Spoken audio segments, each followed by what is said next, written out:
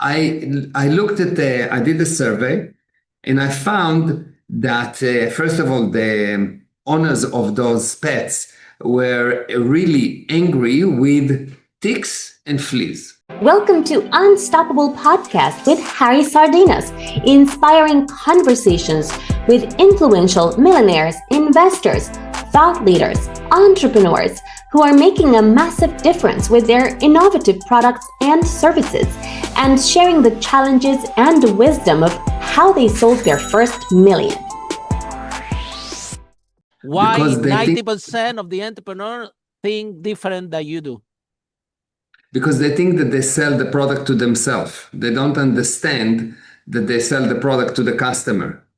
So they think what they would want, and they know the product and they want much more, and they invest in development and improvement. But the person in the street, the actual customer just want an improvement. They want an improvement. If you have a pain, you want to improve the pain. You don't want to be healthy day one. Day one, you just want to remove the pain. Then later on, we talk about becoming healthy. Later on, we talk about looking good. So if you understand that you are not your customer, you are not going to buy your product. You have too many of those things. This is not going to buy it. Once you understand it, you will do the missing step, which is do surveys and figure out what the client actually need and want, and deliver only that, not what you want, because you are not your client. You understand that? You will see you will progress much more than any feeling. And within this thing, you'll see that you start to give something to someone and they come up with all kind of nonsense. Oh, I want that and I want that. This is one person that wants it. And you go and you start to develop it because you think, oh, he's a customer, I need to do that. It's really not important. And also, if you know how to sell, you know how to sell, you can sell it and just make sure that it actually has some value, not all the value, just some value. Then, like for example, my first business was in property. We managed to sell over 5 million, and I remember people said, "Do you like the room?" Yeah, I like the room. I like the room. You know what? If you really like it, put the deposit down. You know, if you so when people can tell you about the product, no, I like it, blah blah. Well, are they really buying? Are they paying you money for? Because if they pay you money for, they are serious about it. They are telling you the truth. Sometimes people say, "Wow, this is a nice product, blah blah," just to be nice with you, to they so find you some love with the product. That people are gonna be nice, and entrepreneur have that compassion. Wow, my product is amazing, and of course, friends, family. Everybody around there is gonna tell them that the product is amazing. They're not gonna tell otherwise, and also friends. But the real signing with somebody pay for it. Saying that, Meir, we already interviewed 500 millionaires in this podcast, and some of the stories, like my one, people become an entrepreneur sometimes like by accident. They solve the problem for themselves. And after they start to solve the problem for other people. Like, for example, my property business, when I was in London, was a waiter, my rent was expensive. So I said, oh, you know what, if I the 60% of my salary is the rent. So I need to have a business or something that don't get me pay rent. So I rent a house, I rent the rooms individually. There I was, I'm not paying rent. Now, here's the difference. I said, okay, I'm going to expand this. I'm going to show it to people. Something interesting happened, because when I rent rooms in London, and when I run my one, right, there is completely different when I brought the client. Because when I brought the first client, I said, look, this is the room. The client told me, I don't like it. It needs painting. And then he left. And I need the money so badly. Then the guy left, and I went to a painting shop. I said, I said to the guy, look, I need to paint the room. I never painted in my life. Give me this. And the owner of the shop told me, Harry, I already know that you never paint in your life anything, because you're asking a lot of a stupid thing. You need this, and this. So I went there the whole night, the whole day, painting the room, okay? Because I need the money so badly. And then next day come a girl. I said, look, do you like the room? And the guy said, well, it's painted. It's kind of clean, but it's cold, that nothing. No, I don't gonna take it.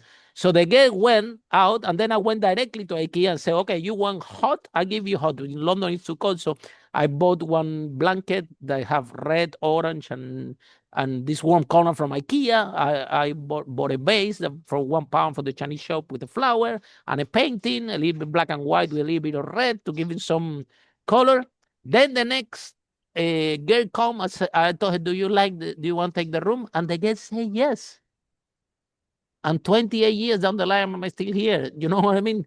So the point is that sometimes it's the client, because I want you to expand the profound of what you just shared with me, because people need to understand. It's not that you're sitting there and you're saying this because you're just saying that. You're talking from experience. You're talking to someone clearly know what you're talking about. So how going out and asking for clients can actually shape your product. And I think that is the clients are the people that actually give the final touch. Out of the 500 millionaires still I have that interviewed this podcast, I haven't found anybody that told me, Harry, you're not going to believe I designed this product and exactly how I designed it. I went out, I sell it, and I became a millionaire. Nobody has shared this story yet here. I already lost hope. 500 million is already no one. So tell us a little bit more how clients can reshape and help you to make the product market fit versus you're trying to develop your own yourself. Yes. So when you want to bring a product to the market, the first thing you need to do is to realize that the customer defined the product in most cases, because the job of marketing is either to create want or to intensify a want that already exists. So if I need to create want, I need to find out what they actually want. And the tool is surveys. People don't survey. And because they don't survey, they survey themselves. They ask themselves, what do I like? So if you go and you survey your customers and ask them what's important for you, what is the problem that you're trying to solve, how would you like to solve it? And then you get all this data and you give them something that actually makes sense to them, actually help them, not you. If you do that, you will see that you'll give the first product and the product will not be perfect. For example, the first iPhone, I used to call it a blonde because it looks very nice, but not so useful. So you couldn't copy paste. You couldn't do a lot of things. Yes. So you need to get something that the customer will want, not perfect, not even close to perfect, but something that will help them a little bit. Once they purchase it, once they say, okay, fine, I purchase it, I survey again. And based on what they want, I improve, not based on what I need. Because if I'm in real estate and let's say that I'm renting a house, what I rent is not what my customer rent. It's totally different. Yeah. That happened to me. Yeah. So the first thing that I will do is I will make sure that I survey. I really need to understand what is the viewpoint of the client. And this is something that never happened or almost never happened because the founders are really sure that they know what the customer wants. The same problem with marketing. 90% of the marketing fail, or more than 90% of marketing fail, because no one actually survey the question, the message, or the design, or the buttons, or the positioning. They don't actually, if they know that those things even exist, they don't actually survey them. And if you don't survey, you do it for yourself. Like, for example, if someone will come to me in my company and say, Meir, do you like this advertising? I will fire them because what do you care if I like it or not? I'm not going to buy it. Show me what the customer wants. Yes, absolutely. 100%. So, but most of the time it doesn't happen. Most of the time people ask the founder, what does he like? Or the boss, what does he like? And they do what the boss like, and the boss is not the client. 100%. So this is number. Yeah, so this is really, really, really important. You will see that people buy because they agree with you. If you can bring agreement, you'll see people will buy. It makes a lot of sense what you're sharing with me, but still you go out there and again, exactly 80% of the company, this is how they do the marketing. This is something amazing. And they go to the boss because the boss is paying and say, look, boss, do you like it? And the boss said, wow, I love it. Here, I pay you. That's amazing. Let's roll it. Without any testing, without any result, without any numbers that prove that this is you need to survey, and you need to learn how to survey. Because if I go to any person, 99% of people, if I tell them, okay, what is the basic laws of surveys? They will not tell you. They don't know. Tell us. And because can you tell us? We all want to learn from you. Okay, basic laws of surveys. Surveys compose of 4 parts. The most important part is the emotion that the person shows. So you ask a question, and the most important part to capture is the emotion. Let me give you an example. Let's say that I'm selling fertilizers, okay?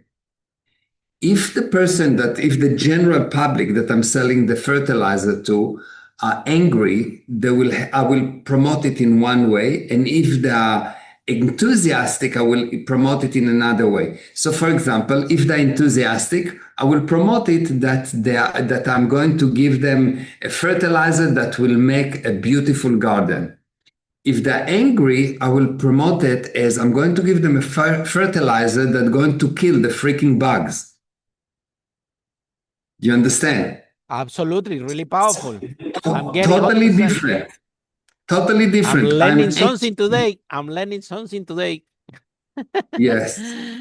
You see that, because the one guy wants a beautiful garden, and the other guy is upset with the bugs. He wants to kill the freaking bugs. So the way that you research the market is different, because you want the positive answer, you want the positive outcome. Otherwise, it's not real, the data that you're getting, right? So, that's correct. So the first thing you need emotion. I get it 100%. The emotion. Because the emotion is why they will bite eventually. Eventually, they will bite because of the emotion. So the first thing you need is the emotion. The second thing that you need is there is something that's called the button. A button, when you press a button, something happens. Yes? Now, a person usually sees during the day 5,000, 6,000, 7,000 marketing messages, but he actually pay attention to 3, 4, 5. Why those 3, 4, 5? Because those things are something that he cares about. It either bothers him or he loves it. It's something that he cares about. And there is a specific way to find what my target market really care about. And then I have this button. So for example, I had a customer that had a shop he was a veterinarian, and he invested a lot of money in marketing and nothing worked. And I came in and I've done a survey, and he thought that the most important thing is service, and he thought that the most important thing is the quality of how good of a doctor he is, and he thought a lot of things, but it was nothing. I looked at I did a survey, and I found that first of all, the owners of those pets were really angry with ticks and fleas. Follow us for more interviews with world's most influential, audacious entrepreneurs that overcame challenges and adversity, providing you with the blueprint of how they sold their first million so you can grow your business exponentially.